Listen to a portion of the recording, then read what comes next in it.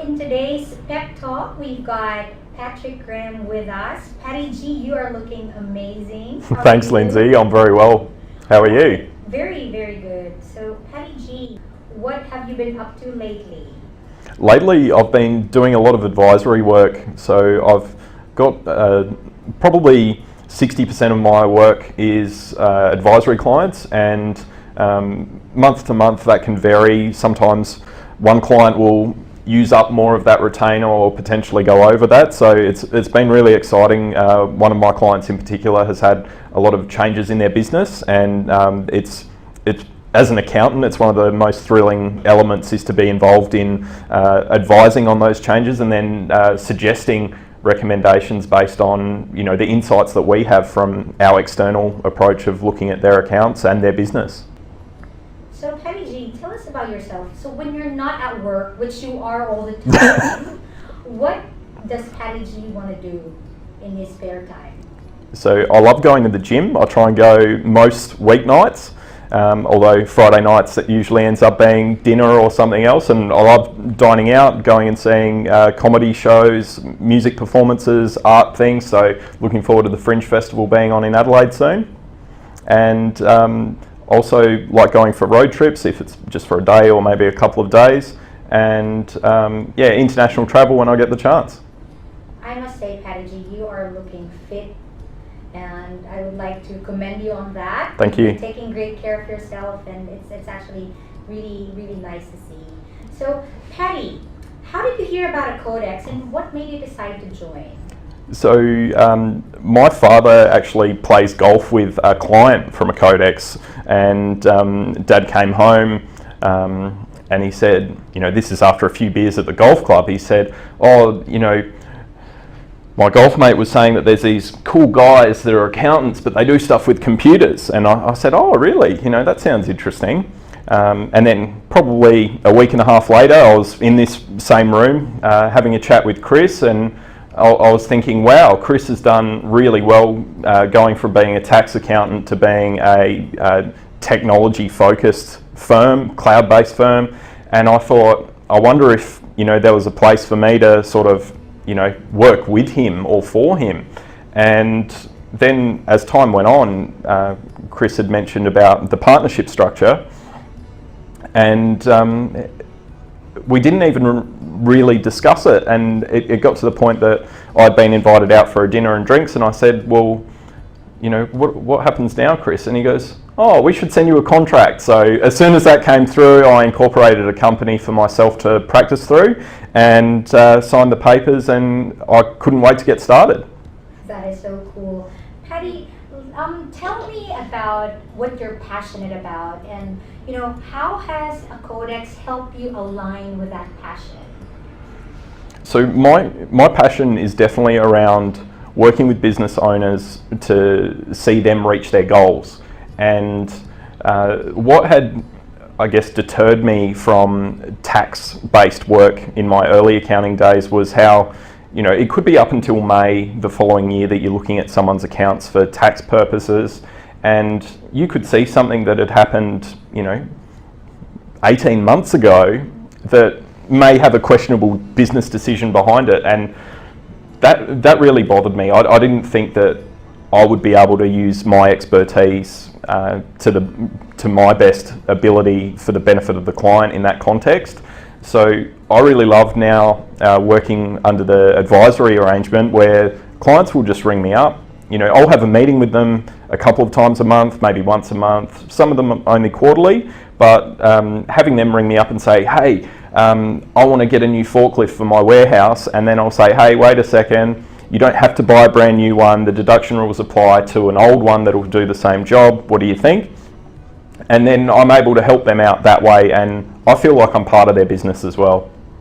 So that's the big thing for me, and I think that I had that focus previously in previous roles that I had.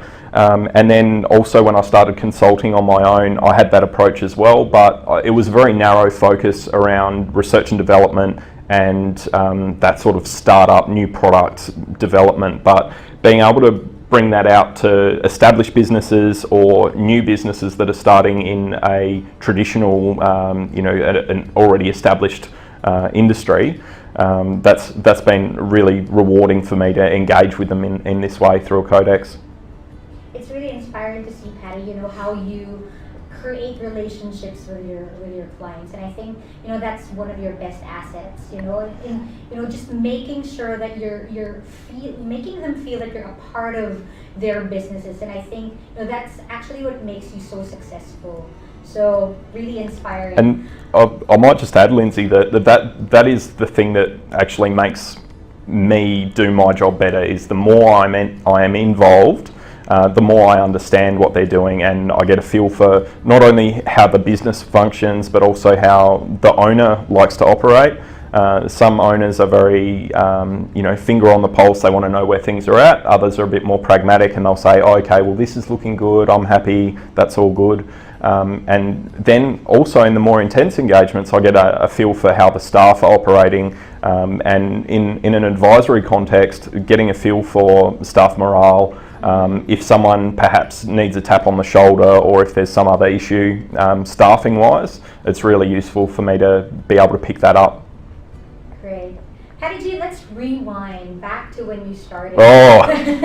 So when you started with the Codex, Patty, were you working part-time, or were you like full on, I'm doing this? So I was full on, I'm doing this, because I'd been consulting for a few months to a couple of small businesses. One of them was still is a very interesting startup, and I wanted to be able to help other people, other businesses, and I knew that there wasn't that many struggling graphic design firms and innovative product-based startups around Adelaide, and I knew that I had the skills, but I didn't know how to present them and turn them into a product, which is what Chris and the team at Codex had already done.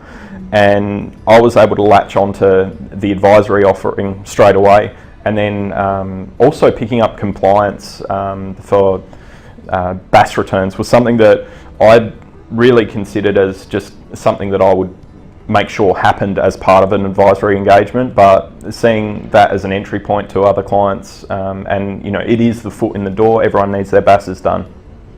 Cool. So Patty, if you are to say, if there are pros and cons in starting at a Codex full time, what are they?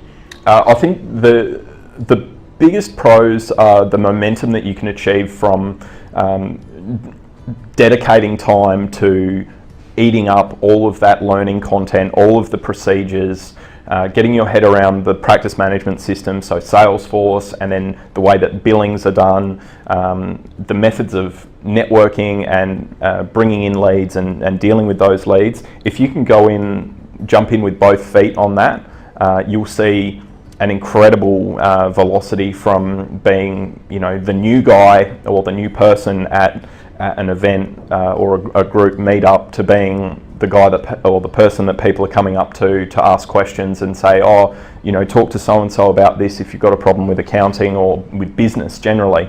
I think that if you're a very organised person who has a full-time job that you're reliant on for cash flow, I think it is definitely possible to have a more staged entrance into full-time at a Codex. So I think consuming the learning materials is something that someone could do part-time in a lead up to going full-time. But I think if we were to look at pros and cons, I've covered off on the pros of having effectively a 3-month to your revenue being reasonable in terms of as you would compare to if you had just started on your own. So if you can give yourself a 3-month runway, depending on your personal situation, of course. In terms of the cons of going in full-time, obviously you're leaving behind a paycheck, or you've got some ongoing costs of living. Everyone has to eat, everyone needs somewhere to live.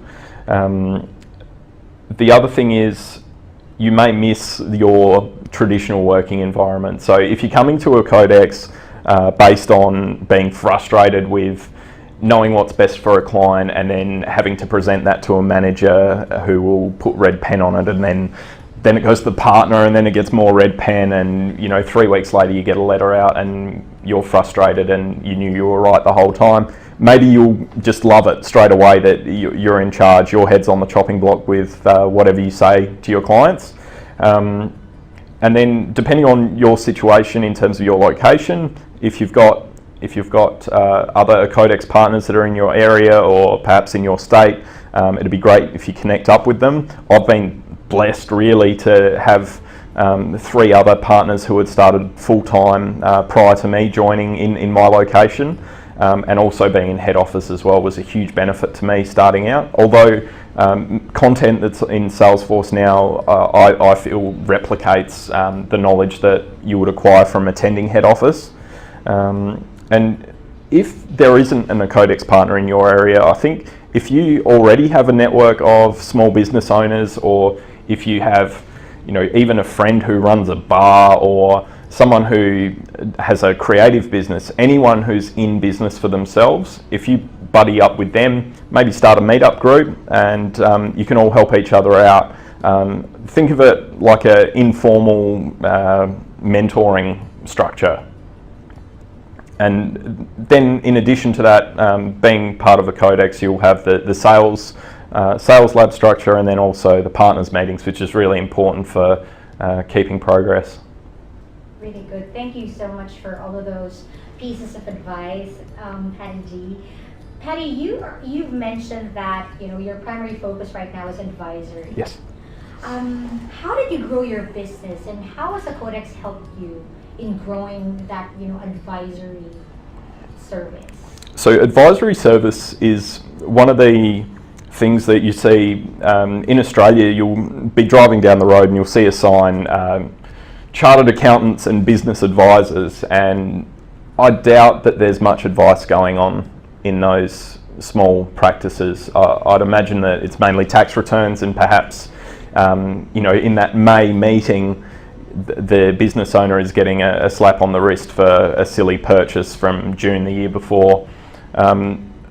My exposure to advisory prior to joining a Codex was in a solvency and liquidity perspective. So I like to bring back that same cash flow and profit margin approach to what can the business owner take home, because people are working so hard on their small businesses. I love working with people who have just started, so being able to sort of coach them and support them feels really good to me. Plus, a Codex has some great systems and procedures of how to conduct an advisory engagement. So there's some standard reporting to do, there's methods of tracking goals of the business, there's things to look out for that, if you only had one client that you were doing this for, it would be, it would seem like you were doing it in isolation. But when you have several clients, and if they're in a similar industry, like say if they're all creatives or if they're all in construction, you can see the common points, and you can actually use your expertise in that way. And that's something that I love, being the trusted advisor. Being the tax man doesn't sound cool to me, but being the trusted advisor does. And that's, I love it when the phone rings from one of my advisory clients. I think, oh, what's this surprise today? It's not so much I'm in trouble, it's more like, oh, we've just got this new business opportunity, how can we approach it? How's it going to work for us? And those are my favourite phone calls to receive. That just really shows, how much you value relationships, Patty, which is really good. So Patty, of course you've been with the Codex for more or less 18 months now. Congratulations. Thank you. Tell us about, the risks that you had to take and the biggest challenges that you've encountered so far. So I think that my journey here is a little bit different to some of the other partners, having not been from a dedicated tax background, and I felt somewhat disillusioned with working in accounting and some of the environments that I'd worked in the past. And that's not to say that those environments are bad. It's simply to say that it didn't suit my relational working style that I have, particularly when you may not get to spend much time with the clients, or, for example, in audit, clients don't really want to see you. It's just, you're a necessary evil in their eyes, and yes, here's the paperwork, now leave me alone. So I think that, having a much more open style of working with the end user is something that I needed for myself as my working style. So my risk was not changing and not doing anything. I can understand that the other risks, that the more standard path of, I've got this full-time job, I could get promoted soon, I could go and be a general manager somewhere, I could move to commerce. There's an experienced accountant has so many options, and it just depends on what your sort of flavour for work is and how much flexibility you'd like to take on in terms of that risk element. Cool. So Patty, to close, what 3 pieces of advice will you give our partners who would like to also become, full-time partners and grow their business? So I think the biggest thing is being prepared to just ingest all of the content that you can. I'd almost say give yourself weeks to get through it. My approach was to do learning content through the day and then go to a networking event at night. If you can match your activities with your progression through the learning content. So if we're talking about sales labs, obviously starting off with networking and also your branding, if you can work through those things each week as you go to watch the video or attend your next session, you'll see things level up so fast. So that's my first tip. My second tip is to have a network of people who are into small business or who are small businesses themselves. It's really important that you have friends who are aligned with your cause of having a crack, having a go for yourself, because there is a lot of conservatism. Certainly in Australia, there's the tall poppy syndrome. You've got perhaps your parents may not feel entirely comfortable unless they come from a business background as well. So that's my second suggestion, is to basically have your team, and that can be your more intimate sort of inner circle team of friends who understand what you're doing, and then sort of a broader sort of network circle of business associates. My third tip is to give yourself 3 months. Make sure that you have 3 months to go all in on this. Allow for it in terms of your expenses that you have personally. It may mean that you need to get yourself a computer. You may need to drive around a bit. You'll need to pay to go to meetings and conferences and events. Prepare for that. So if you give yourself 3 months and you're not stressing about having bills to pay, and you know that this is part of your journey, I think that is the ideal time frame to see a difference from day one, what is this, to 3 months in, I've just picked up my X number client and I've got to do all of this work now. Luckily I'd done all that learning stuff so quickly, because as time goes on you won't have time to cover it again. That's right. I love the tip about giving yourself 3 months, because maybe some of the partners are thinking, how long will I till I see something happen. Yeah. And I think coming from you, who's been in this 2 feet. Yeah. And with that, so I had my existing engagements that they were sporadic. So the time when I joined up, I didn't have the billables. So I had some savings set aside that I was living off of, and that was paying for me to go to these events and networking. And the first month was really learning. The second month was making real progress and testing in real life. And then in the third month was closing that first deal, which was a once-off engagement. And then that was a really good test for me, because I was actually able to close that deal, and then I got really excited, so I actually did all the work that very night. That probably wouldn't happen now because there's other stuff going on, but then, you know, the following month, but you know, it was probably only a week or so after that first engagement, I actually secured my first retainer, and then following that, things just tended to roll from there. And then sometimes you'll also find that networking that you did at the start of month 2 or maybe in month 1 will start to have this sort of synergistic effect of having people that at the next networking event you attend, you know where to go, you know who to speak to, you know who to avoid. Or in some cases, the flip side of who to avoid is who can make you look good. If you see them talking to someone who looks interesting, you can say, "Oh, hello, so-and-so, good to see you," and you know, introduce yourself to the new person. If they're a bit odd, they'll make you look good, which is, you know, comparative advantage. Yeah, so I think that 3 months is where you go from, you know, I guess the you know, red pill, blue pill moment in the Matrix, and then that first month is when they're loading the books in, if we keep going with the Matrix analogy, and then, you know, by month 3 you can jump that building. That's right. Well, Patty, thank you so much for sharing your valuable time with us. Thank you.